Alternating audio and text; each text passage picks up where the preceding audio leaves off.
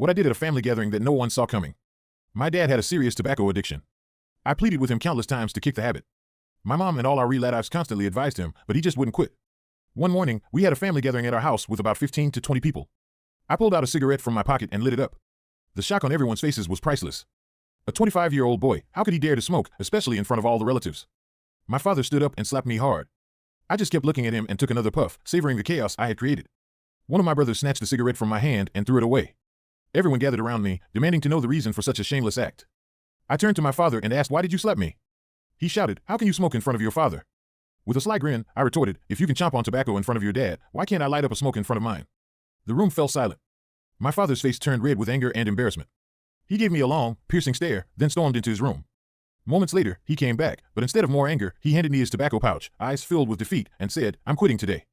The sweet taste of revenge lingered in the air as my bold move finally forced him to confront his addiction.